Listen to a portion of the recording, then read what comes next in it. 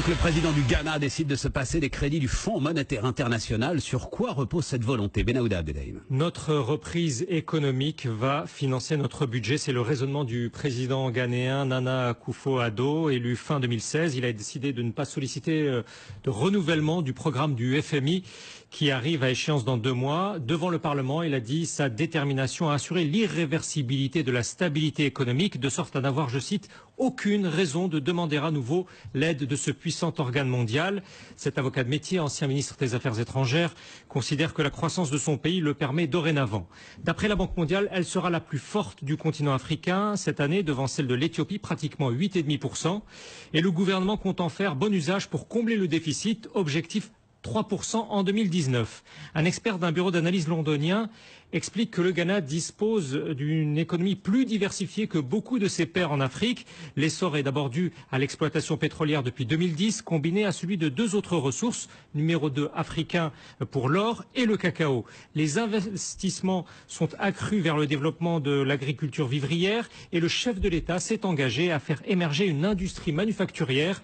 Il évoque même une usine par district. Il y en a 216 au Ghana. Mais justement, est-ce qu'il s'emballe pas un peu, le président ghanéen, Benaouda? Un éditorialiste ghanéen met en garde contre l'illusion que procurent les slogans, mais une économiste d'une banque sud-africaine estime que ce qui distingue à présent le Ghana de bien d'autres, c'est son sérieux dans la gestion des finances publiques et dans la redéfinition de ses politiques publiques.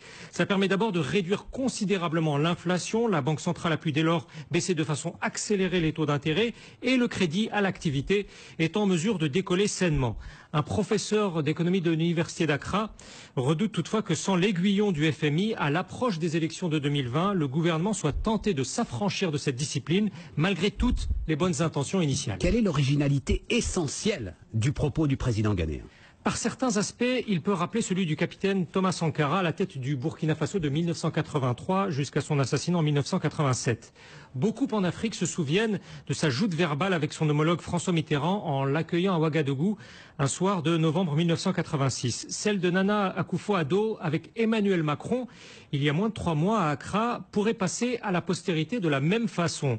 On se partage et on commente beaucoup une vidéo de 8 minutes. Le chef de l'État ghanéen se tient aux côtés du président français et il explique, tout en rondeur et sourire, qu'il n'admet plus qu'on vienne de Paris, de Bruxelles ou de Washington lui faire la leçon sur l'avenir de l'Afrique et dénoncer comment lui voit les choses. Nous devons abandonner, je cite, notre mentalité de dépendance qui compte sur l'aide et la charité, dissocier l'Afrique de l'image de mendiante qui lui est associée. Et pour le président Akufo-Addo, cela commence par se passer des nobles bailleurs, je cite, qui nous soutiennent. On peut voir que c'est dit sans la moindre agressivité. Il a également tenu ce propos lors d'un discours marquant au Sénégal. Son mot d'ordre, répété à l'envi par les responsables gouvernementaux, est Ghana Beyond Aid, le Ghana au-delà de l'aide. Le professeur de l'université d'Accra que nous avons précédemment cité espère seulement qu'un retournement brutal du cycle des matières premières ne viendra pas briser prématurément ce nouvel idéal politique.